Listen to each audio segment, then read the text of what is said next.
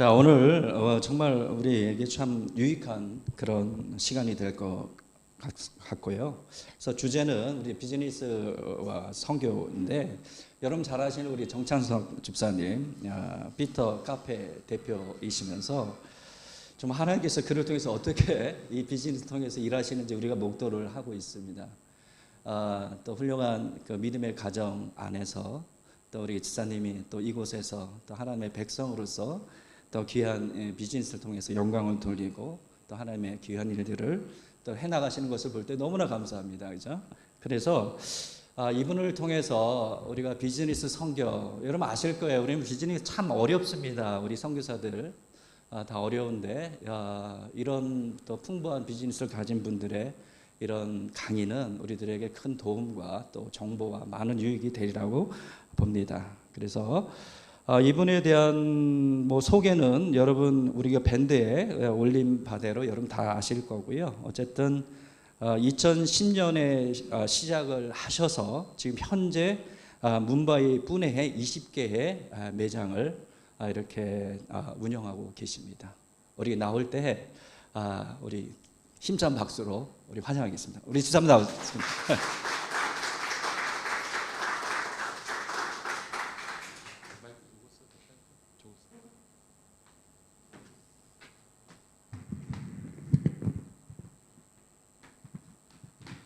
네, 반갑습니다.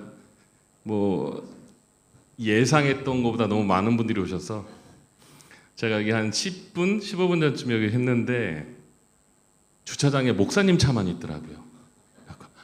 오늘 한 3분이나 4분 정도 오시면 반갑겠구나 했는데 예상외로 많은 분들이 오셔서 참 반갑고요. 오늘 제가 여러분들하고 같이 나눌 이야기들은 특별히 비즈니스 관점에서만 이해해 주시면 될 것 같습니다. 제가 선교사 직분도 아니고 제가 교회에서 집사로 교회 섬기고 있는 상황인데요.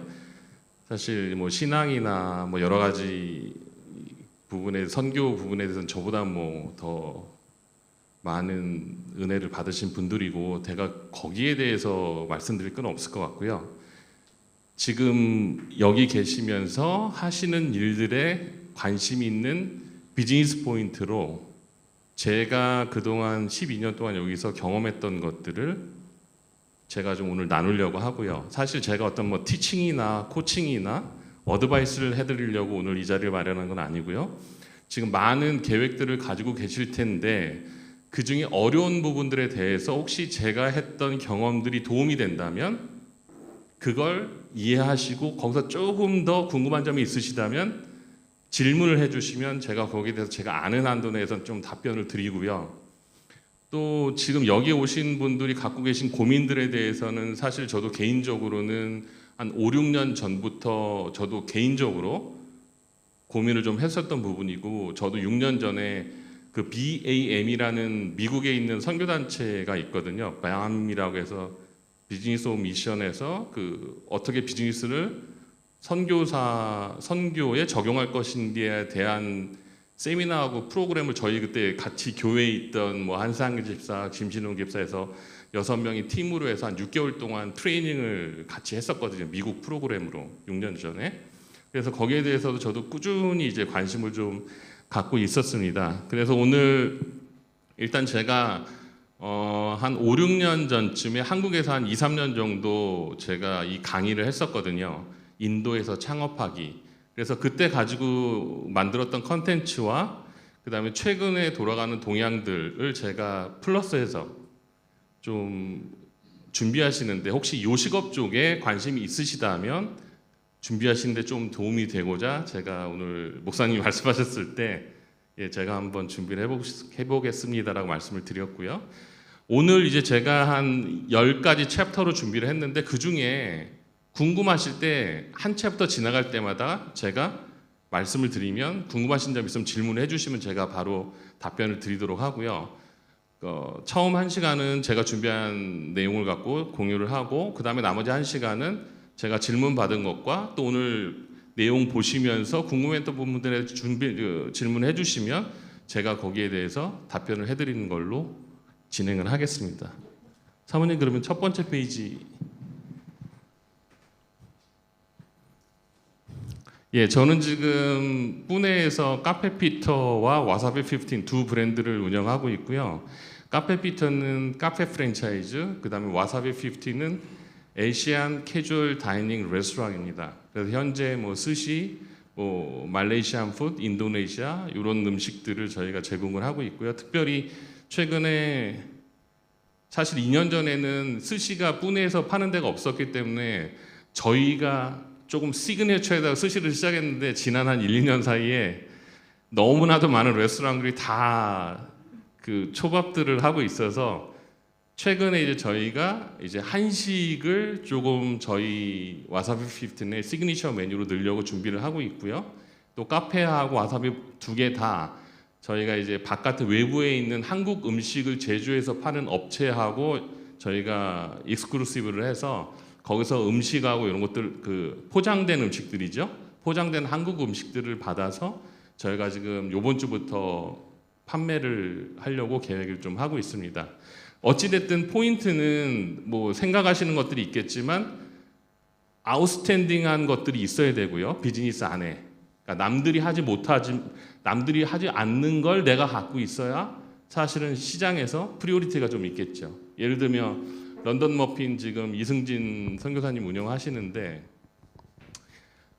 지지난주에 이제 저희 애드보킷이 저거 좀 할 얘기가 있어서 제가 갈 때 런던 머핀에서 빵을 사가지고 이제 갖다가 줬어요. 그랬더니 이거 어디서 파는 거냐며. 그래서 제가 이제 깔리아인에 가면 여기 있다 했더니 가서 먹고 너무 맛있다면서 이틀 있다가 가서 빵을 사러 갔는데 가보니까 한국 음식도 있는 거예요. 우리가 거기서 이제 한국 음식 막 먹고 어저께 만났는데 야 음식 맛있더라. 김치도 거기서 파냐 그랬더니 당연히 김치도 팔지.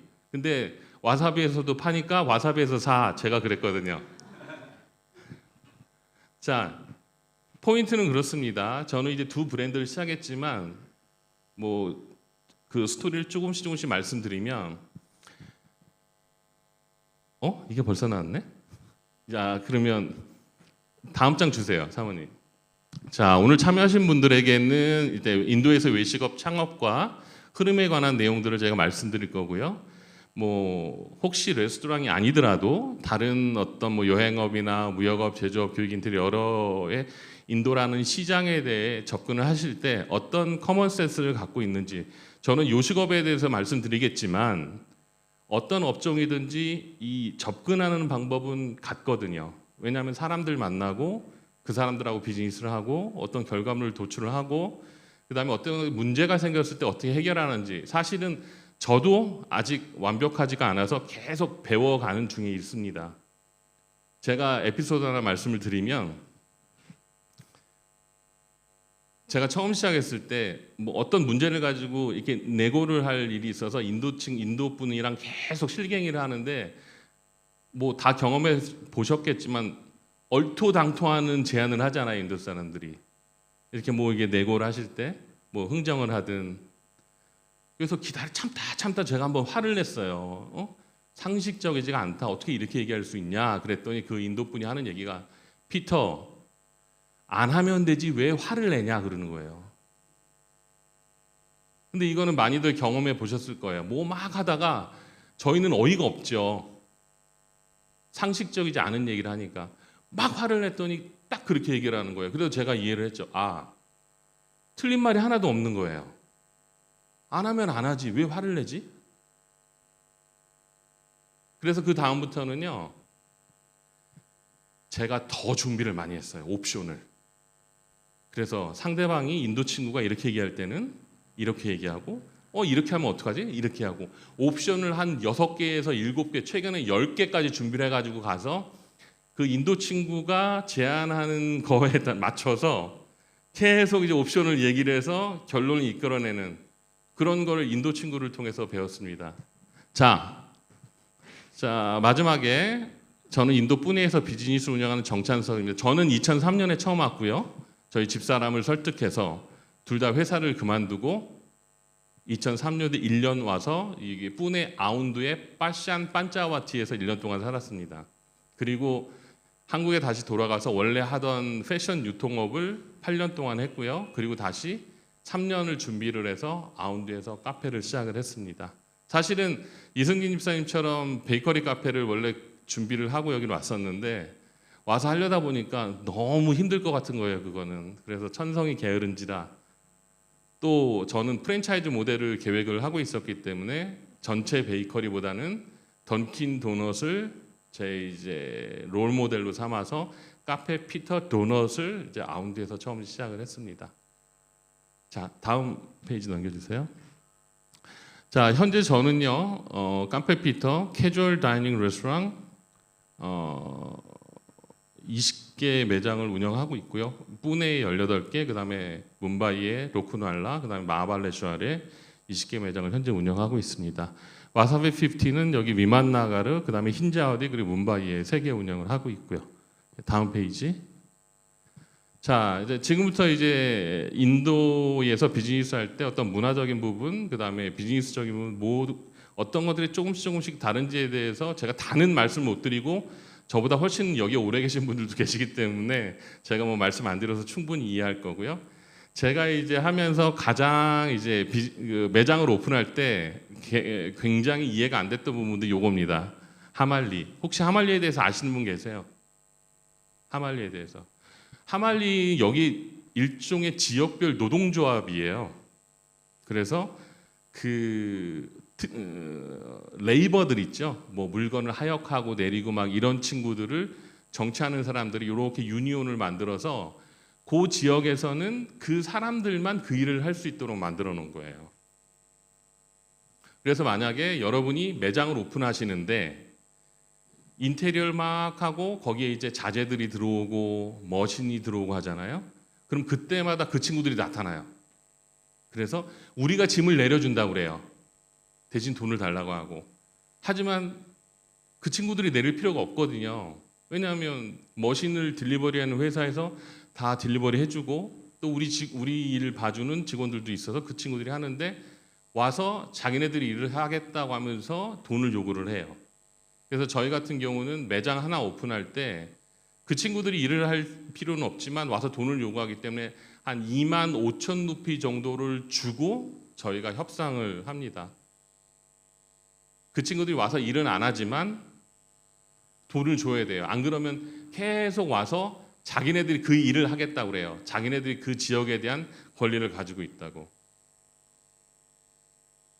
사실 이런 부분들은 이제 와서 매장을 오픈해 보지 않으셨던 분들 잘 모르는 내용인데 이게 이제 인도에 있는 가장 대표적인 저희가 알지 못하는 내용 중에 하나입니다. 일도 하지 않으면서 와서 돈을 달라고 하는데 줄 수밖에 없는 상황이죠. 그래서 그때는 싸우는 것보다는 최대한 협상을 통해서 가격을 낮춰서 금액을 지불하면 한 번만 지불하시면 되거든요. 그럼 그다음부터는 오지 않아요. 이거를 피하실 수는 없어요. 왜냐하면 여러분들이 오픈하시는 그 매장 주변에 소사이티 시큐리티가 여러분이 도착해서 일을 시작하자마자 전화를 해요. 그 친구들한테. 아, 여기 누가 와서 매장 오픈하려고 준비를 하니 와서 돈을 가져가라. 대신 나한테 200루피 줘라. 이렇게. 그래서 여러분들은 피해갈 수가 없어요. 그래서 이런 것들이 비단 요 상황뿐만 아니라 많은 여러 가지 케이스들이 생기시기 때문에 그때마다 당황하실 필요는 없고요. 그렇다고 돈을 안 줄 수도 없고요. 최대한 협상을 통해서 금액을 낮춰서 페이하시고 일을 진행하시면 될 것 같습니다. 요거는 이제 요 부분만 아니라 매장을 오픈한 다음에도 경찰들이 와요. 경찰들이 와서 매달 돈을 요구를 해요. 저희 같은 경우도 요 카페 와사비 쭉 한 6개, 7개 매장이 있는데 한 매장당 15,000루피 정도 요구를 하거든요. 월. 이제 그거를 내지 않으면 와가지고 털어서 먼지 한다는 한국 속담처럼 와서 어떤 형태로든 이제 시비를 거는 거죠. 영업을 못하도록. 그래서 이제 저희는 어떻게 했냐면 6개, 7개 매장이 다 같이 협의를 해서 건물주를 통해서 내고를 해서 한 달에 8,000루피만 내는 걸로. 매장별로. 매장 오픈하기 전에 이런 문제, 매장 오픈하고 난 다음에는 이제 경찰들이 와서 이제 돈을 달라고 하는 경우들. 근데 100%는 아니에요. 어떤 경우들은 돈을 요구하지 않는 경우들도 있어요. 경찰들이 와서. 비만 나라 같은 경우는 그렇고 어떤 매장들은 저희 이제 프랜차이즈 매장 중에 어떤 데들은 이제 돈을 요구받지 않는 매장들도 있고요. 예, 다음.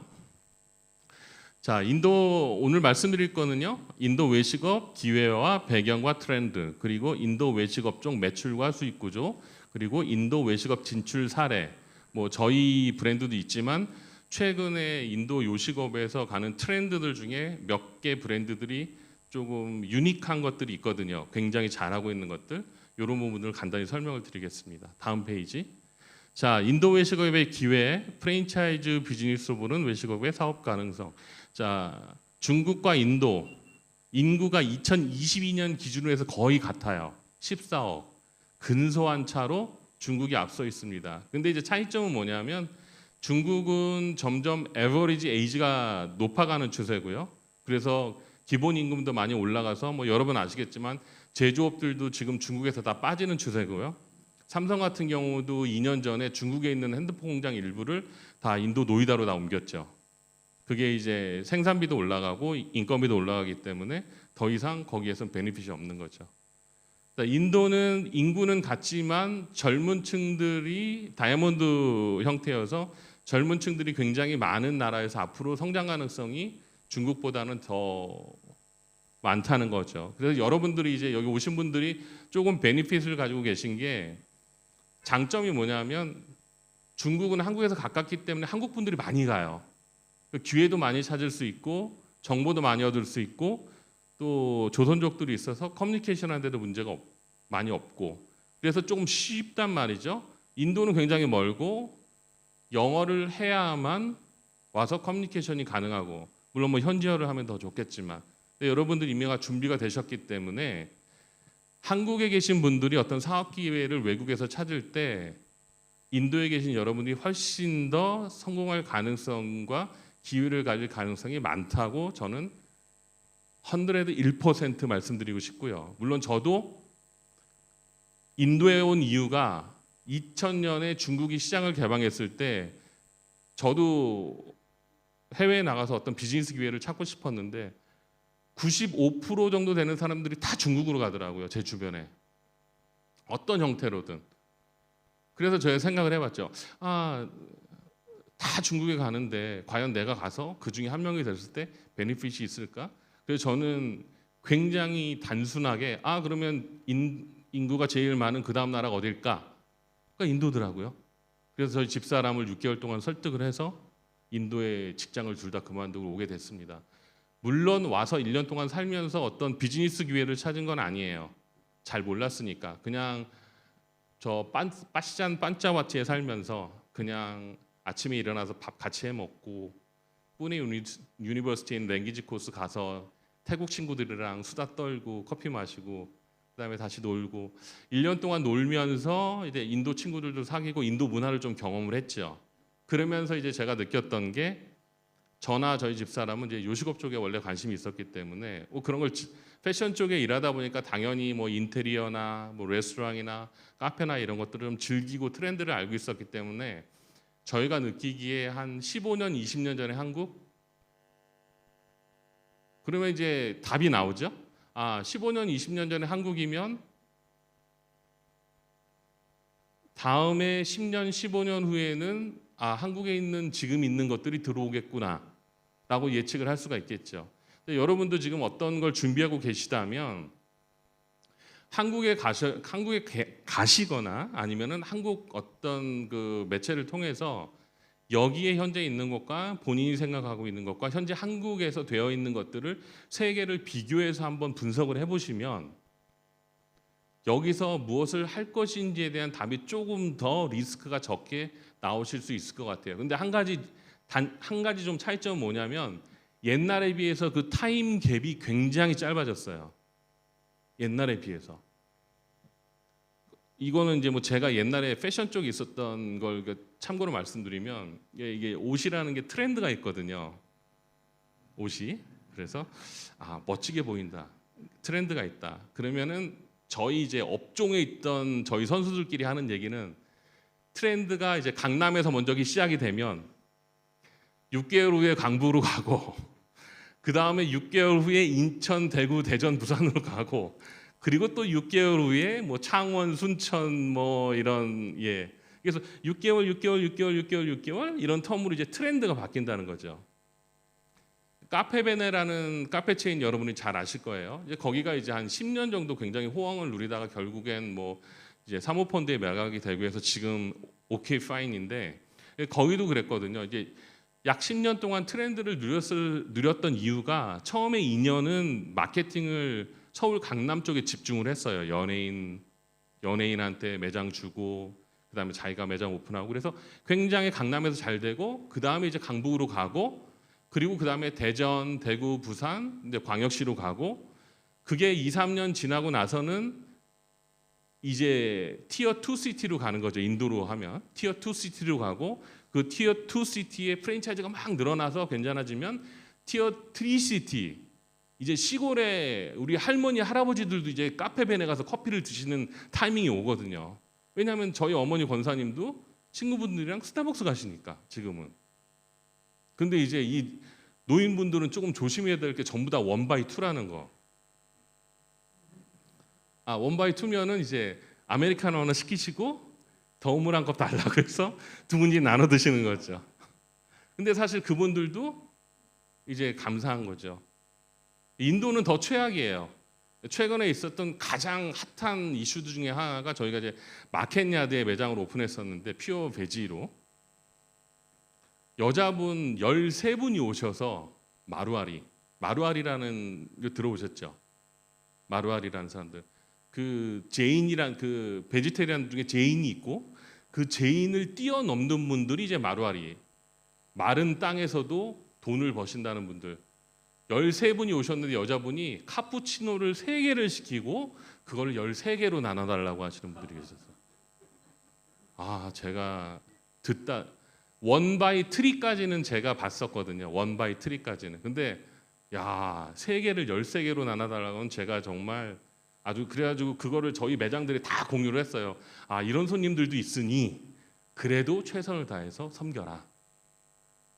자, 이렇게 인구를 중국과 인도를 보여드렸어요. 그래서 지역적으로 왜 인도가 조금 더 여러분들한테 베네핏이 있고 저한테도 베네핏이 왜 있냐면, 한국에 있는 선수들이 오기가 힘들거든요. 여기까지 뭘 하러 와서 또 뭘 하기가 힘들어요. 왜?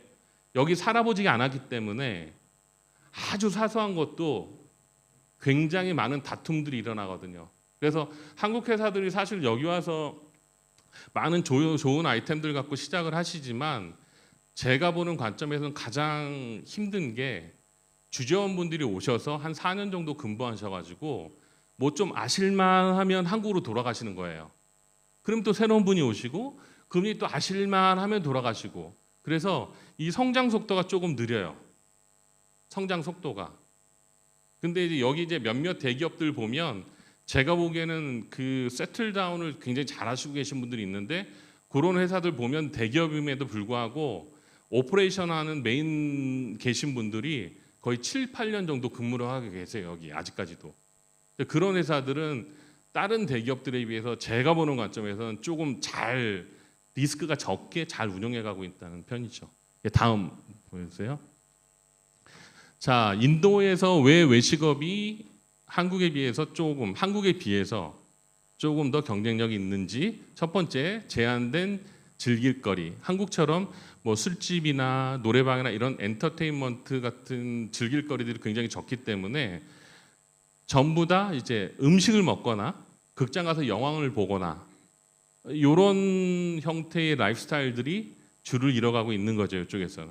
그래서 한국에 비해서는 좀 더 소비자들이 돈을 쓰는데 주로 음식 먹고 그다음에 극장 가고 요런 이제 업종에 좀 더 많은 돈을 쓰고 있다는 거죠. 두 번째로 가계 소득의 증가, 해외 기업 근무 증가, 중산층이 늘어나고 있고요.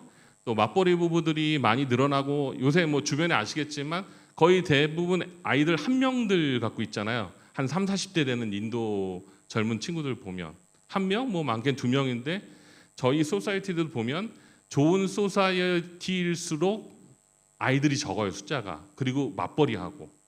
그다음에 제가 이제 살던 소사이티에도 보면은 부부인데 애가 초등학교 6학년이에요.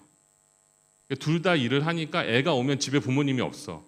그러니까는 데이케어 하는 그 아야를 두고 그 친구가 이제 오면은 밥 챙겨주고 학원 보내고 이제 부모님들은 저녁 7시쯤에 오는 거죠. 그럼 이제 그분들이 이제 저희가 알고 있는 한국 분들 라이프스타일이랑 거의 비슷한 거죠. 그러면 이제 주로 이제 외식을 많이 하게 되고 아이한테 보상 심리로 선물을 많이 주게 되고 용돈을 많이 주게 되고. 자, 그다음에 해외 거주 경험자의 증가. 저희가 흔히 말하는 이제 NRI들이죠. 제 주변에도 인도 친구들이 거의 80%는 다 유럽이나 미국에 살다가 온 친구들이에요, 대부분. 그래서 일단은 라이프스타일이 다르기 때문에 먹고 쓰고 하는 게 달라요.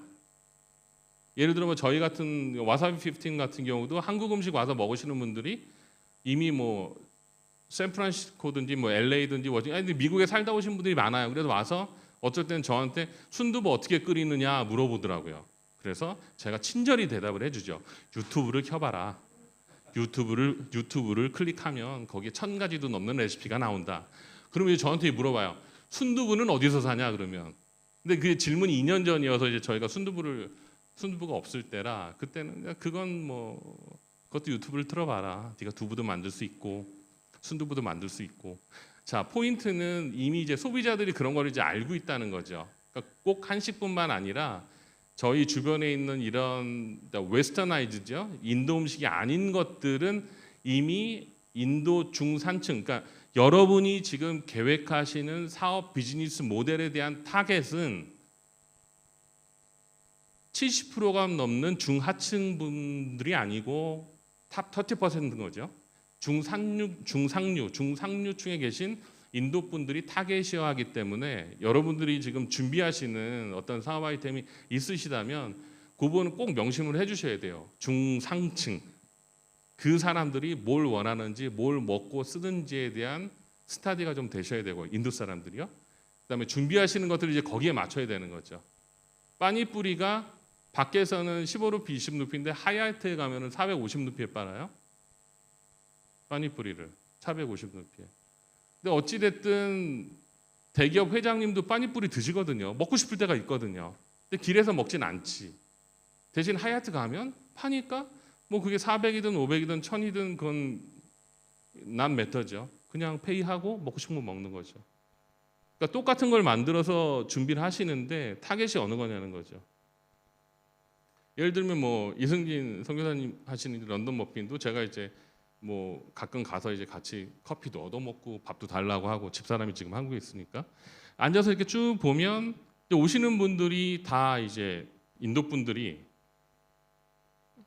다 여유 있는 분들인 거죠. 다 중상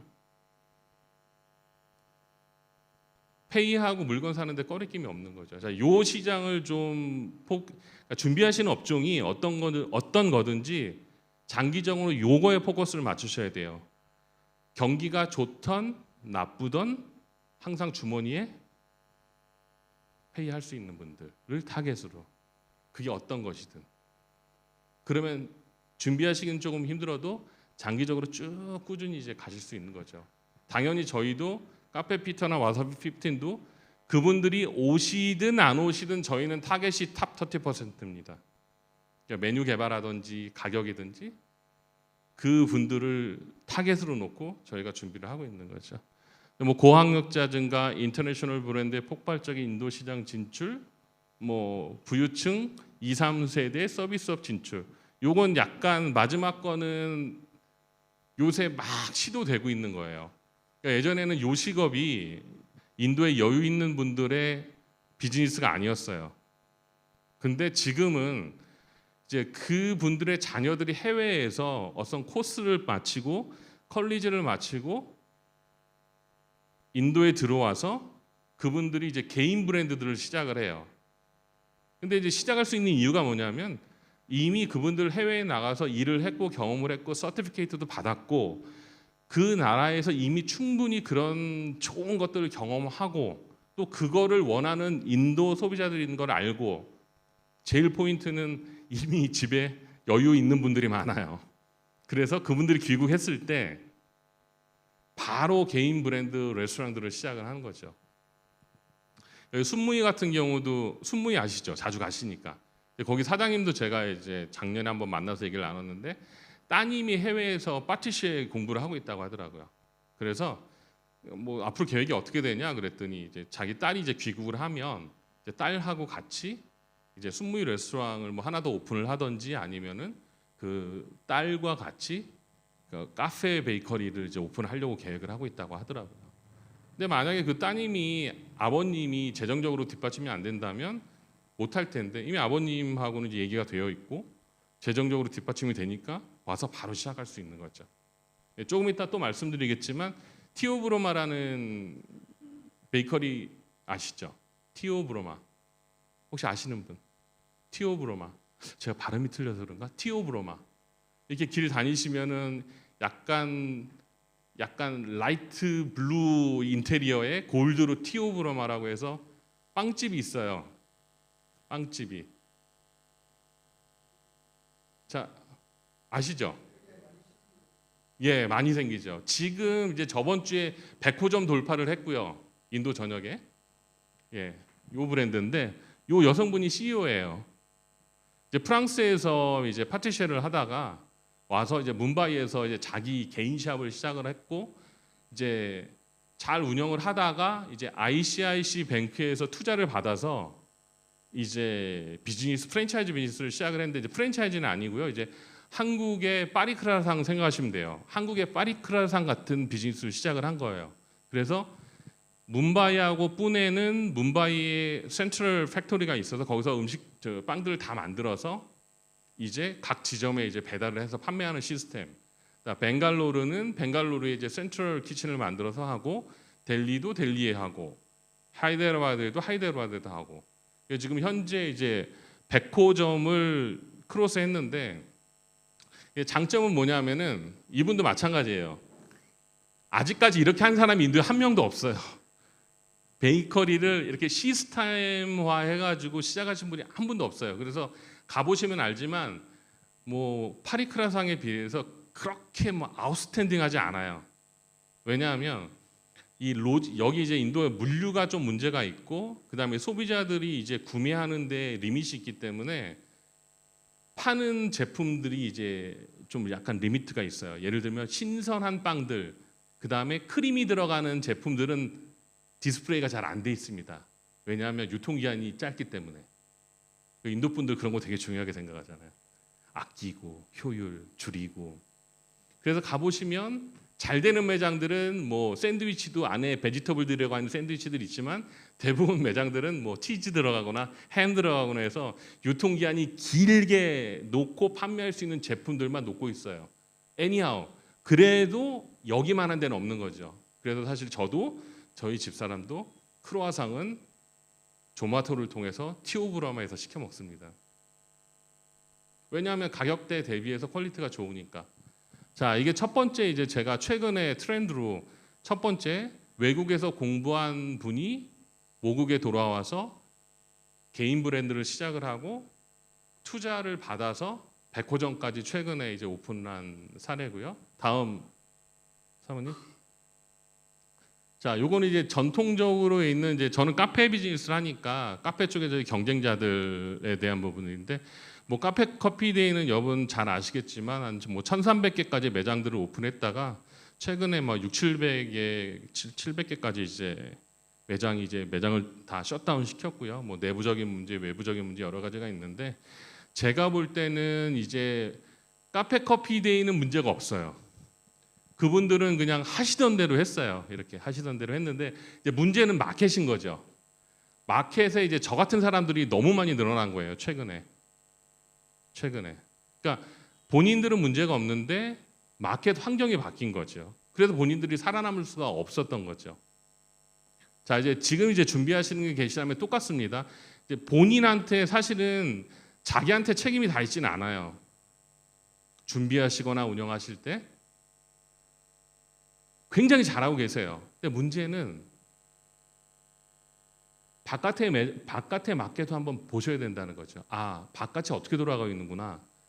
거기에 맞춰서 대응을 안 하시면 카페 커피데이나 바리스타처럼 되시는 거예요. 사실은 스타벅스도 인도에 들어온 지 한 8, 9년 정도, 10년, 한 8, 9년 됐죠. 8, 9년 됐지만 자체적으로 수익이 나기 시작한 건 작년부터예요. 약간의 프로핏. 세 개는 공통점이 있습니다. 카페 체인이고요. 그러니까 커피하고 베버리지를 위주로 비즈니스하는 브랜드고요. 그 다음에 샌드위치나 머핀이나 뭐 이런 것들을 아웃소싱해서 매장의 디스플레이에서 파는 데예요. 자, 그러면 이제 저희 카페피터하고 여기하고 좀 차이점을 말씀드리면 커피하고 베버리지는 같습니다. 근데 저희는 음식을 인하우스에서 다 만들어서 손님들한테 서빙을 해요. 파스타를 주문하시면 여기는 공장에서 어제 만들어서 콜드 체인으로 딜리버리된 팩된 파스타를 오븐에 구워서 드리는데 저희는 주방에서 직접 조리를 해서 드리는 거죠.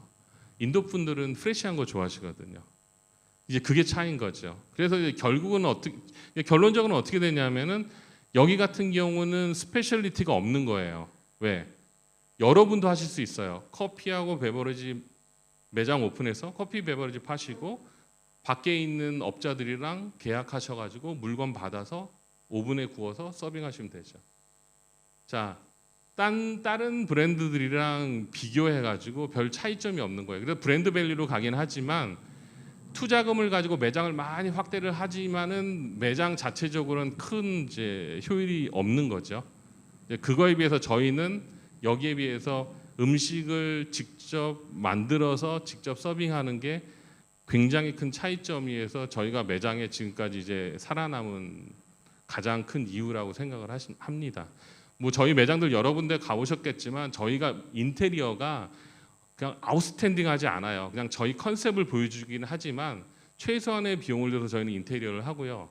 저희 포커스는 이제 오퍼레이션에 맞추고 있거든요. 자, 다음 페이지 드릴게요. 자, 이제 여기 제가 브랜드를 뭐 미리 말씀드렸는데 이제 맨 왼쪽에 있는 게 터드 웨이브라는 커피 요새 이제 신생 브랜드로 벵갈로르, 델리, 뭄바이 그리고 푸네에도 최근에 몇 개 점을 오픈을 했고요. 새로 하는 브랜드고요. 컨셉은 스타벅스하고 같습니다. 똑같아요. 커피 베버리지 팔고 음식은 아웃소싱해서 디스플레이해서 오븐에 뭐 하든지 뭐 안에서 약간 쿠킹해 갖고 서빙하는 형태. 스타벅스가 있고요. 그다음에 저희가 있고. 방금 이제 말씀드렸던 것처럼 차이점은 뭐 거의 90%는 뭐 인력 문제나 여러 가지 문제로 해서 직접 쿠킹하지를 못해요. 하는 게 어렵고. 그런데 저희는 그게 어렵지만 하려고 노력하는 브랜드고. 그래서 그 차이로 어떻게 보면 마켓에서 조금 밸류가 조금 달라지지 않았나. 그러니까 소비자들이 원하는 게. 그다음에 이제 세일도 조금 달라요. 스타벅스나 터드웨이브 같은 경우는 70% 80%가 커피나 베버리지 매출이고 20%가 이제 음식 매출이고요. 저희는 반대입니다. 70%가 음식 매출이고 커피가 25%, 그다음에 나머지 5%가 디저트, 뭐 도넛이나 케이크나 뭐 이런 종류들. 그래서 이제 말씀드리고 싶은 게 뭐냐면은 또 뭔가 계획을 하고 계시다면 이제 그 업종에서 잘하고 있는 브랜드들, 그다음에 그 잘하고 있는 브랜드들의 위크 포인트를 찾으셔서 준비하고 계신 거에 어떤 솔루션을 만드시면 조금 더 성공 가능성이 높아질 거라는 얘기죠. 이것도 약간 스페셜리티를 만드는 것들 중에 하나예요. 경쟁자들은 이렇게 하는데 그 친구들이 하지 못하는 것들을 잡아서 본인들이 할 수 있는 거. 그러면 이제 성공 가능성이 약간 높아진다는 거죠. 다음 페이지 부탁드려요. 자, 이제 요게 제가 이제 아마 선교사분들이 제일 관심 있어 하시는 비즈니스 모델을 제가 한번 찾아봤습니다. 직접 운영하지 않으면서 연간 매출 1크로로 비자를 받을 수 있는 모델. 가장 프랙티컬하고 현실적인 모델이에요. 그러니까 제가 이 브랜드를 추천해 드리는 건 아니고요. 이제 이런 형태의 사업이 있다는 거를 제가 말씀을 드리고 여러분이 이제 구상하시는 것들 중에 요거를 한번 염두에 두시라는 거죠. 아까 이제 한 선교사분하고도 아까 세미나 전에 이제 잠깐 얘기를 나눴었는데 이제 선교하고 비즈니스 중에 선교가 메인 잡이거든요. 그렇잖아요. 그러니까 비즈니스는 메인 잡이 아니지만 하지만 이게 있어야 이걸 할 수 있다는 거죠. 그럼 이거를 하기 위해서 약간의 여러분이 이제 10년 동안 인도에 계신다고 하면 어떤 타임 밸런스를 좀 맞추라고 제가 제안을 드리고 싶은 거죠. 그러니까 처음부터 50대 50으로 쭉 10년을 가는 게 아니라 10년을 여기다 투자를 하신다고 하면 그중에 10분의 1, 1년 정도의 70%를 비즈니스를 세틀링 다운 하는데 포커스를 좀 맞추셔서 요거를 시스템으로 만드셔서 본인이 시간을 풀타임으로 투자하지 않아도 여기에 거주할 수 있는 백그라운드를 만들 수 있다면 그거를 장기적인 관점에서 타임 밸런스를 맞추라고 제안을 드리고 싶은 거죠. 10년이 있다면 그중에 1년, 그 1년 중에 70%를 본인이 준비하시는 비즈니스에 포커스를 맞추라는 거죠. 그리고 시스템을 만들고 직원들을 구해서 직원들이 내가 할 수 있는 일을 대신하게 만들고 그러면 여러분이 10년 동안 계시면서 처음 1년은 70%, 세컨 이어에는 60%, 그다음 터드 이어에는 30%, 그다음 포스 이어에는 20%. 그래서 2, 3년 후에는 여러분들의 노력을 15%만 20%만 쏟아도 본인이 운영하는 비즈니스가 이렇게 잘 오퍼레이션 될 수 있도록 이제 어떤 타임라인을 좀 잡으시라는 거죠. 그러니까 전체적인 계획이 좀 필요하겠죠. 올 안에 쇼부 볼 거야. 이게 아니라 10년을 계획하신다면 처음 1년은 70%의 내 시간과 노력을 여기에 좀 쏟아서 점점 시간을 줄여나갈 수 있는 방향으로. 자, 요거 말씀드릴게요. 이미 읽어보셨겠지만 요 브랜드가 최근에 시작된 브랜드인데요. 25렉을 투자자한테 받아서 브랜드비 포함입니다. 매장을 이렇게 오픈을 해요.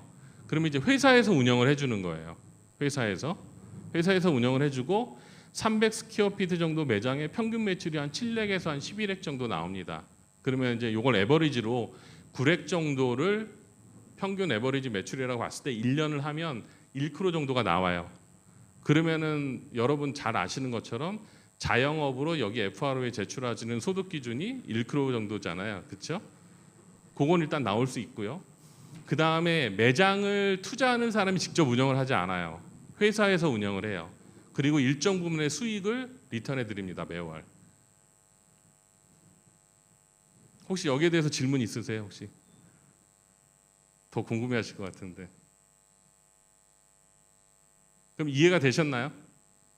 포인트는 투자를 하시고 직접 운영을 하지 않아도 일정 부분 월 리턴을 받으시면서 여기 거주하실 수 있는 백그라운드를 만들 수 있는 비즈니스 모델이라는 거죠. 근데 이제 요게 요새 트렌드예요. 저희 이제 프랜차이즈 하는 매장들. 예, 집사님.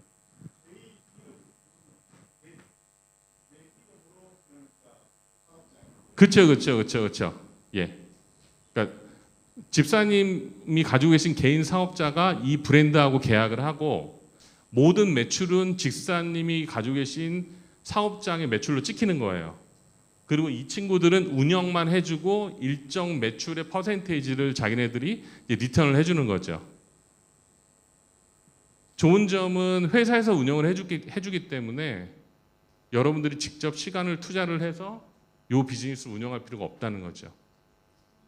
근데 이 부분은 이제 최근에 많이 각광받고 있는 그 비즈니스 모델이에요. 저희 프랜차이즈 쪽에서. 그러니까 저희는 아닌데 이게 20넥에서 30넥 정도 되는 이제 조그만 요식업들, 뭐 짜이 브랜드든지 뭐 이런 샌드위치, 뭐 인도 음식점들 이런 것들이 이제 요 형태로 요새 많이 가고 있습니다. 그래서 꼭 이 브랜드가 아니더라도 뭐 다양한 브랜드들이 이런 모델들을 갖고 있기 때문에 뭐 인도 전역에 어느 지역에 계시던 이런 관심이 있으셔서 브랜드를 찾으신다면 어떤 기회들을 찾을 수 있다는 거죠. 최근 이제 이 브랜드는 이제 푸네에서 시작을 해서 이제 마하라스트루 쪽으로 점점 이제 확장해가고 있는 형태입니다. 사모님 다음 페이지. 자, 그러면 뭐 제가 이거 예전에 조사를 했던 건데요. 뭐 간략하게 어떤 매장 규모 대비 매출 뭐 이런 것들. 자, 맥도날드 A급 상권 서울하고 푸네 비교를 해드리면 매장 평수 서울 100평, 푸네 50평, 월 평균 매출 1억 5천, 뭐 1억, 직원 급여 4,500만 원, 1,100만 원, 월세 3,500만 원, 1,000만 원, 보증금 5억 5천만 원, 6천만 원. 물론 맥도날드는 프랜차이즈를 주지 않습니다. 그리고 프랜차이즈를 하시려고 해도 한 15% 정도 있어야 돼요. 투자 금액이. 그러니까 이제 기업형들로 하는 거고, 제가 이제 요걸 말씀을 드린 이유는 이제 한국과 서울과 이제 뿌네를 비교했을 때 수익률 정도의 수익률에 대해서 이제 간략하게 그냥 아시라고 제가 설명을 드린 겁니다. 근데 바리스타 같은 경우에 약 한 월 평균 매출 3,500만 원, 직원 급여 550만 원, 월세 450만 원. 그러면 이제 그 회사에서 나는 프로핏은 약 1,000만 원에서 1,500만 원 정도 월 이렇게 되고 있습니다. 근데 모든 매장들이 이렇진 않아요. 10개가 있다면 한 30-40% 정도는 이 정도 수익을 내고요. 그다음에 30-40%는 에버리지. 그다음 나머지 30-40%는 마이너스가 나기도 합니다. 근데 제가 이제 보여드리는 거는 이제 그래도 괜찮은 매장들 말씀을 드리는 거고요. 다음 페이지. 자, 이제 시작하시기 전에 뭐 임대료나 직원 급여나 이런 부분들 굉장히 궁금하실 텐데 그 프랙티컬하게 말씀을 드리면 뭐 뭄바이 경우에 히라난다니에 50평 기준으로 해서 월 1,700만 원, 델리 구르가온도 2,500만 원, 뿌네 아운드도 저 정도 기준이면 한 1,000만 원 정도 월세가 되고요. 그러니까 대형 쇼핑몰 경우에는 요 금액에서 30%가 더 올라가시면 돼요. 예를 들어 파빌리온몰 같은 경우에 1,200 스퀘어피트짜리 매장은 월세가 4.5렉입니다. 월세만 4.5렉이고요. 거기에 캠 차지라고 해서요. 그 유지 보수하는 거 있잖아요. 그게 또 한 1렉 정도 더 나가요. 그리고 그게 끝이 아니고요. 거기에 GST 18%가 들어가요. 근데 레스토랑은 GST 환급을 못 받습니다, 현재. 그러면 5.5렉 약 1,200 스퀘어피트를 파빌리온에서 렌트를 하시려면 한 달에 한 7렉 정도를 내셔야 돼요.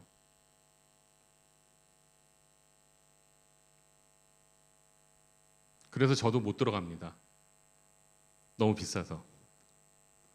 사실 몰 비즈니스는 저희 같은 개인 브랜드들이 하긴 좀 힘들고요. 이제 인터내셔널 브랜드들이랑 큰 투자를 가지고 있는 브랜드들이 일단은 이제 규모하고 자본력으로 시장을 갖다가 이렇게 딱 장악하기 위해서 몰 비즈니스에 이제 투자들을 하는 거죠. 그다음에 직원 급여입니다. 이제 뭐 이거는 아주 베이직한 넘버라 뭐 요거는 그냥 이렇게 이해를 하셔도 큰 무리는 없을 것 같아요. 최근에 이제 출퇴근이나 숙소를 이제 지급해주고 저희도 그러니까 프레셔들이죠. 만 높이 정도부터 저희가 급여를 주고 있고요. 다른 데들도 뭐 10,000에서 12,000 높이 여기 왔다 갔다 합니다. 그다음에 뭐 스타벅스 같은 경우도 뭐 초봉들이 한 18,000 정도. 근데 스타벅스는 시간이 지나도 급여가 많이 올라가지 않아요. 그래서 한 3-4년 지나면 직원들이 많이 떠나요. 왜냐하면 시스템이 잘 돼 있기 때문에 맥도날드처럼 생각하시면 돼요. 그 친구들 할 일이 별로 없어요. 그냥 손님들이 주문하시면 만들어가지고 주고 끝.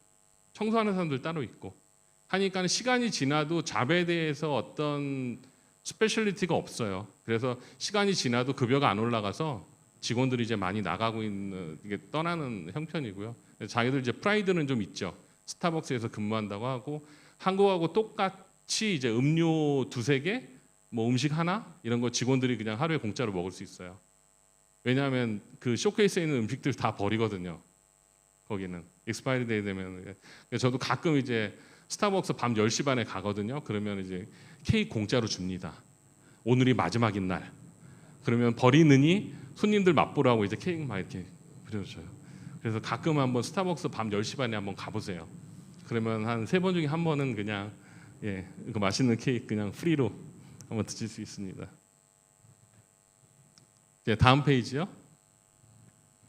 인도 외식업 진출 사례인데요. 이건 뭐 여러분 잘 아시는 것처럼 뭐 맥도널드, 뭐 KFC, 뭐 버거킹, 서브웨이, 피자헛, 웬디스 뭐 이런 브랜드들이 이제 인도에 들어와서 이제 영업들을 하고요. 최근에 이제 뭐 이런 브랜드들이 요거 외에 최근에 이제 인도 대기업들이 이제 외국에 있는 브랜드들을 마스터 프랜차이즈로 해서 들어오는 경향들이 조금씩 나타나요. 뭐 타타그룹이라든지 뭐 릴라이언스라든지 이런 데들이, 왜냐하면 이제 외국 브랜드들이 시스템이 잘 돼 있고 소비자들이 이제 이런 서비스들을 원하니까 이제 그런 것들을 이제 계속 들어오려고 노력을 하고 있습니다. 다음 페이지. 자, 이제 다음 페이지요. 제 창업 이야기인데 요거는 아까 이성희 목사님께서 이미 말씀하셔가지고 제가 다시 설명드릴 필요는 없을 것 같고요. 2003년도에 여기 와서 1년 살았고요. 2010년도에 시작을 했고 그 다음에 이제 프랜차이즈들과 여러 가지 컨설팅 요식업 쪽의 일들을 지금까지 해오고 있습니다. 다음 페이지요. 아까 말씀드린 것처럼 저희는 상위 30%가 타겟 고객이고요. 그러니까 다른 데서 돈을 많이 주고 먹을 수 있는 것들을 저희는 같은 퀄리티의 낮은 가격으로, 거기보다 낮은 가격으로 제공을 하고 손님들이 좀 더 자주 와서 먹고 즐길 수 있도록 하는 공간을 만드는 것이 저희 컨셉입니다. 여러분 이데아 커피 아시죠? 한국에 이데아 커피. 이데아 커피가 처음에 그런 컨셉으로 시작했다가 지금 굉장히 힘들어지고 있거든요. 똑같이 당하고 있거든요. 그러니까 처음에 스타벅스, 투썸 플레이스, 엔젤리너스 막 할 때 이데아가 딱 들어가서 작은 매장에 가격을 30-40% 확 낮춘 거예요. 그래서 매장을 쫙 1000개까지 올렸는데 그러다 보니까 수익률이 개선이 안 되는 거죠. 그러니까 커피 가격을 점점 올리니까 이거는 스타벅스도 아니고 동네 커피도 아니고 이제 어중간한 위치에 와 있을 때 최근에 이제 굉장히 이제 저렴한 1,500원, 한국 가보셨으면 아시죠? 노란색으로 되어 있는 브랜드 뭐죠? 메가커피. 그다음에 메가커피가 나와서 싹 히트 치는데 또 그 짝퉁 브랜드가 또 나왔어요. 컴파운드인가? 맞죠? 예. 컬러 컨비네이션 똑같아요. 옐로우 컬러에 인테리어 디자인 똑같고 브랜드만 딱 다르고, 제가 이제 서울을 버스를 타고 좀 투어를 많이 했거든요. 이번에 시간이 많으니까 걷는 것보다 버스가 낫더라고요. 그리고 또 버스 타면 서울 풍광들이 눈에 싹 들어오고 매장들이 다 보이니까 쭉 지나가는데 다 같이 있어요. 메가 컴파운드. 지금 이데아가 그래서 최근에 굉장히 힘들었어요. 이 브랜드들 때문에. 자기네들이 예전에 썼던 것과 똑같은 전략으로 최근에 이 두 브랜드한테 추격을 당하고 있어요. 이 두 브랜드가 최근에 막 매장이 기하급수적으로 늘어가고 있습니다. 나머지는 특별한 내용들은 아니고요. 다음 페이지. 자, 현재 이제 시장 진입 사례들인데요. 수입 브랜드들을 런칭, 스타벅스, 커피빈, 하겐다즈하고 이제 베스킨라빈스 요 두 가지가 이제 아이스크림 비즈니스에서는 굉장히 대표적인 건데, 하겐다즈는 고급화, 그 다음에 베스킨라빈스는 애매하죠. 그래서 매장에서 판매하는 것도 아니고, 그 다음에 온라인으로 하는 것도 아니고. 근데 여하튼 결과론적으로는 하겐다즈는 매장에 성공하지 못했고요. 또 베스킨라빈스는 여러분 아시다시피 매장들은 보시지만 사실 이분들이 이제 인도 시장보다는 인도의 제조 공장을 만들어서 주변 국가에 수출하는데 더 많은 베네핏들이 좀 있어요. 그리고 현재는 사실 베스킨라빈스 같은 경우는 가격대도 여러분은 가서 보시면 아시겠지만 좀 싸진 않잖아요. 그냥 막 먹기에는 저희들이 하기엔 부담 없지만 인도 분들이 쉽게 먹기에는 기존의 내추럴 아이스크림이나 다른 아이스크림 브랜드들에 비해서 가격이 좀 비싼 거는 사실입니다. 인도 분들도 사실은 퀄리티도 있지만 가격 때문에 조금 더 내추럴 아이스크림들 좀 선호한 것 같아요. 참고로 저도 내추럴 아이스크림 프랜차이즈를 해보고 싶어서 한 4-5년 전부터 연락을 했는데 푸네에는 프랜차이즈를 안 내준다고 하더라고요. 참고로 알고 계십시오. 자, 코코베리 요거트 아이스크림, 그다음에 한류. 요 한류가 지금 키워드인데 이제 굉장히 좀 어려운 부분입니다. 많은 분들이 이제 한류를 베이스로 해가지고 여기다 비즈니스를 생각하시고 계획하시는데, 제 개인적인 입장에서는 한류는 쉽지 않다고 생각을 합니다. 해보니까 그래요. 여러분 BTS 커피 아시죠? BTS 커피 사 먹어보신 분? 이렇다니까. 그분 그 델리에 계신 그 사장님은 몇십만 개를 수입해 오셨는데 아무도 안 사 먹는다니까요. 재미있는 게 소비 성향이 다른 것 같아요. 제가 이제 두 가지 얘기를 말씀드릴게요. 하나는 이제 말레이시아. 작년 코로나 때 말레이시아 수도 쿠알라룸푸르 맞나요? 거기에 맥도날드 매장을 정부에서요 일주일 동안 문을 닫게 했어요. 반을. 왜 그랬냐면 그때 BTS 콤보가 출시가 됐거든요. BTS 콤보 아시는 분 맥도날드. 아, 역시 젊은 분들이라 다르시네. 여기다 에버리지가 50 이상이신 분들이 많으셔가지고 사실은 먹어봐야 돼요. 저희도 예? 그 BTS 그 콤보가 나오면서 그 소스들을 한국어로 해가지고 한국식 소스들 이렇게 묶어갖고 냈거든요. 그거를 먹으려고 10대 애들이 코로나인데 막 몰려든 거예요. 맥도날드 매장에. 그래갖고 그 정부에서 그 맥도날드 매장 반을 갖다 문을 닫게 한 거예요. 사람이 몰리면 코로나가 확산이 되니까. 자, 두 번째. 저희 뭄바이에 매장이 있습니다. 한 달에 2번씩 BTS 팬클럽 애들이 거기서 모임을 해요. 80명에서 150명씩. 매출이 많이 나올 거라고 생각하시는 분들이 혹시 있으실지 모르겠지만 이 독사 같은 인도 분들은 돈을 많이 안 씁니다. 그래서 1인당 350루피 콤보, 피자 조금, 드링크 하나, 뭐 미니 도넛 하나 뭐 해가지고 이제 콤보. 미니멈 어마운트죠. 근데 이제 마케팅 때문에 저희가 하는데 150명이 모이는데요. BTS 팬클럽이 커피가 몇 개 팔릴 것 같으세요? 150명이 모이는데 BTS 커피가 5개 이상 안 나갑니다. 온라인으로 사나? 자, 이제 요게 조금 차이점인 거죠. 이게 이제 BTS의 인기하고는 별개로 인도 사람들의 이제 구매 성향하고 그 사람 라이프 스타일들, 그 다음에 이 비즈니스로 연결이 안 되는 거죠. BTS 인기와 그 다음에 관련된 뭐 한식이나 관련 상품들이 바로 연결은 안 된다는 거죠. 바로. 이런 부분들을 한번 인지를 하시고 계획을 하시는 게 혹시 있다면 뭐 한류하고 관련된 어떤 것들이 과연 이쪽 시장에서 통할까라는 것들에 대해서 한번 퀘션 마크를 가져보셔야 되는데, 다른 부분은요, 저는 한번 해보시라고 권장을 해드리고 싶은 게 이 한류를 등에 업지 않고 그 상품 자체만의 퀄리티로 인도 손님들을 설득할 수 있으면 오래 살아남을 수 있다는 거죠. 왜냐하면은 저희는 한국 음식 맛들을 알잖아요. 그래서 그 유지가 되거든요. 어떤 한국 음식에 대한 퀄리티라는 게. 근데 인도 손님들은 사실 처음부터 한국 음식을 잘 먹지는 못해요. 근데 한번 먹고 좋아하기 시작하면 거기에 갈 수밖에 없는 거죠. 계속. 근데 왜 갈 수밖에 없냐면 오너가 한국인이어서 그 퀄리티를 유지할 수 있으면 계속 올 수 있는데, 만약에 그렇지 않으면 그 매장이 유지가 될 수가 없는 거죠. 실례로 한 6, 7년 전쯤에 피닉스몰에 한국 치킨집 오픈했던 거 아시는 분 계세요? 아시죠? 그 한국 대전에 있는 부동산 커뮤니티에서 만난 인도 여자분하고 한국 부동산 전문가분하고 둘이 이제 아이디어를 내셔가지고 피닉스몰 오픈을 했어요. 그러니까 여자분이 여기 와서 관리를 하시고 한국 사장님이 투자를 하시고 딱 6개월 장사하고 크로징 했어요.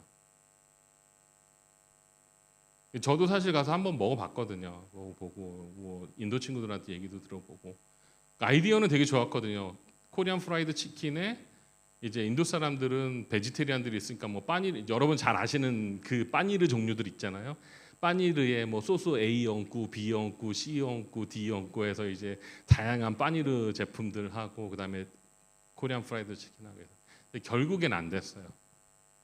그것도 뭐 이유는 있겠죠. 저는 잘 모르겠지만 하나는 첫 번째는 그 관리하시는 분이 이제 여기다 오픈하고 셋업만 하고 한국으로 가신 거예요. 인도 친구들만 트레이닝을 해놓고. 인도 여자분이 관리는 하시는데 그분은 음식을 하시는 분 아니고 관리만. 그러다 보니까 이제 퀄리티가 유지가 안 되는 거죠. 아무도 그 맛을 몰라.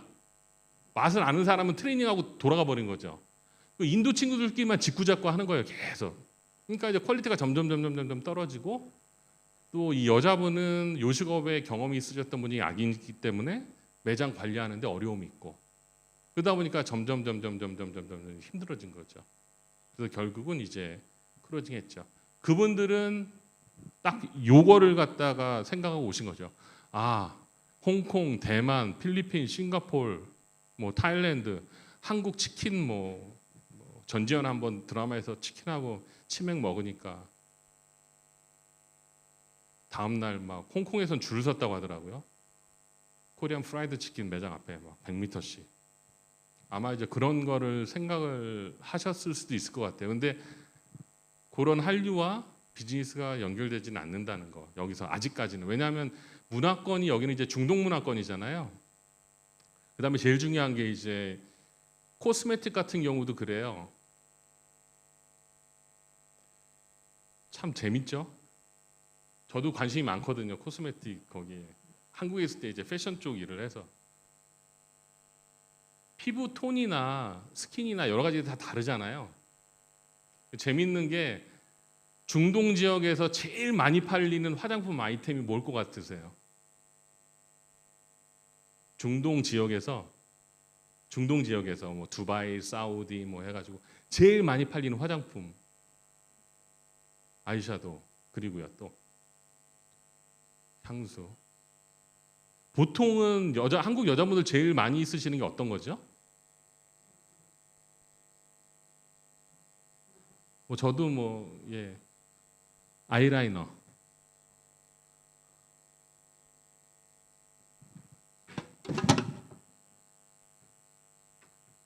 중동 여자분들 다 있다고 다니죠. 보여줄 수 있는 게 여기밖에 없는 거예요. 그러니까 모든 화장품 관련된 것들 아이라이너가 최고의 버라이티인 거예요. 저희 핸드폰 케이스 뭐 저는 하나 쓰지만 뭐 여러 개 쓰시는 분 계시잖아요. 취향에 따라서 하나, 둘, 셋, 넷. 아이라이너 최고의 매출 상품 중동 지역에서. 포인트는 문화나 생활 방식이 다르기 때문에 저희가 흔히 알고 있는 미디어에서 얘기하는 한류라는 거는 인도에는 아직까지는 좀 시기상조다. 그리고 앞으로도 나슈어다. BTS 커피가 5개밖에 안 팔리는데 제가 어떻게 인도에 한류가 있다고 얘기를 할 수 있겠습니까? 이거는 뭐 제가 분석해서 하는 얘기가 아니라 제가 제 돈 주고 직접 커피를 500개를 사서 매장에다 디스플레이를 했는데 150명 아미 팬클럽이 와가지고 커피를 5개밖에 안 샀는데. 자, 나머지들은 이제 아까 말씀드렸던 것은 30대 셰프들이 귀국해서 개인 브랜드 런칭, 그다음에 인도 스낵으로 소규모 투자 프랜차이즈 브랜드 러시, 까누키짜이, 와우모모. 와우모모 아시는 분? 지나가시면 보셨죠? 최근에 와우 치킨도 오픈했어요. 와우 모모가 들어가는 쇼핑몰이나 이런 매장들 옆에 와우 치킨. 그러니까 우리가 아는 KFC 똑같아요. 가격 낮게. 오퍼레이션은 똑같아요. 와우 모모처럼. 온라인 저가 소규모 매장 크라우디드 에리아에다 매장 오픈하고 막 판매하는 컨셉으로. 근데 여기 같은 경우도 이제 최근에 큰 사모펀드에서 투자를 받았거든요. 그래서 같은 형태로 이제 사업을 진행하고 있고요. 그다음 티오모 브로마는 아까 말씀드린 것처럼 어떤 해외에서 유학파들이 들어와서 이제 개인 브랜드들을 시작하고 있고. 자, 요거를 이승 집사님 저기 뒤에 에어컨 좀 하나만 틀어주시면. 자, 요거는 여러분들이 조금 한번 염두에 두실 필요가 있어요. 해외 유학파들이 들어와서 개인 브랜드 런칭. 자, 어떤 게 우리가 가능하냐면요. 여기는 없는데 한국에 있는 것들이 있잖아요. 뭘 준비를 하신다면. 그리고 한국에는 트레이닝 프로그램이 되게 잘 돼 있어서 한 5개월, 한 반년 정도만 한 3개월 트레이닝 받으시고 3개월 정도 관련된 업종에 가서 직접 이렇게 일을 하셔가지고 프랙티컬한 거를 배우시면 여기 인도에서 개인차는 있겠지만 인도에서 누구도 쉽게 따라하지 못할 정도의 어떤 커리어를 만드실 수가 있어요. 특별히 요식업은 딴 업종들은 사실 쉽지 않아요. 딴 업종들은 그런데 이건 가능한 거죠. 예를 들면 이제 빵 같은 경우도 이제 저희도 이제 그 자체적으로 텅정이라는 그 약간 소프트하게 만드는 그 베이커리 기법을 레시피로 만들어서 베지로만 해서 약간 쫄깃쫄깃한 빵들을 만들어서 사실은 안에서 개발을 해 놓고 있거든요. 예를 들어 이제 그런 거 같은 경우도 인도 친구들은 쫄깃한 식감을 좋아하지 않기 때문에 인도 베이커리 하시는 분들은 그걸 굳이 개발할 필요가 없거든요. 근데 이제 저는 좋아하니까 만들었는데 일단 샘플들을 만들어서 저희 매장도 돌려보니까 다들 점주들은 너무 좋아하는 거예요. 왜냐하면 그 친구들은 이제 중상 정도 되는 친구들이거든요. 그래서 좀 다른 맛, 좀 새로운 것, 퀄리티가 뭐가 좋은지, 그다음에 기존에 먹던 것들하고 조금 다른 게 있으면 한번 시도해볼 만한 가치가 있는 그런 소비자 계층이거든요. 그래서 꼭 이제 저희 빵이나 뭐 이런 게 아니더라도 다른 어떤 음식들, 예를 들면 뭐 중국 음식 같은 경우도 뭐 K 레스토랑 지금 김우영 사장님이 아운드에서 운영하고 계신데 저도 이제 가끔 가서 앉아 보면 한국 분들이 오시는 거는 10%도 안 돼요, 매출이.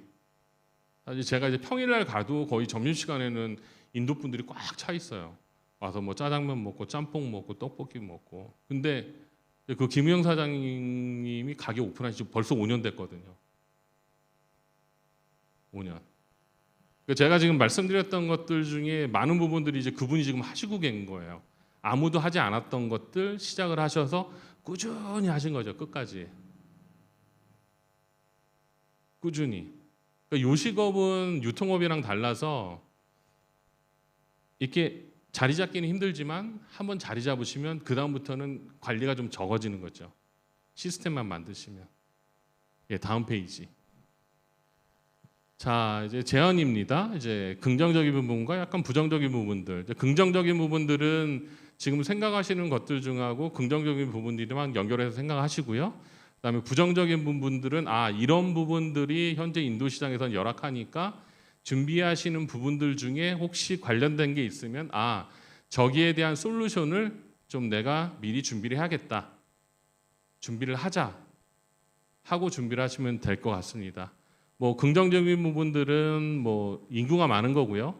그다음 점점점 이제 라이프 스타일들이 서구화돼서 이제 젊은 친구들은 인도 전통 음식보다는 이제 웨스턴화된 음식들을 좋아하고요.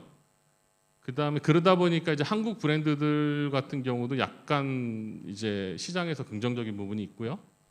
또 중요한 거는 인도에서 이제 성공을 하시면 인도에서 어느 정도 비즈니스 모델을 만드시면 근처에 뭐 네팔, 부탄, 방글라데시, 스리랑카 또 중동 지역까지.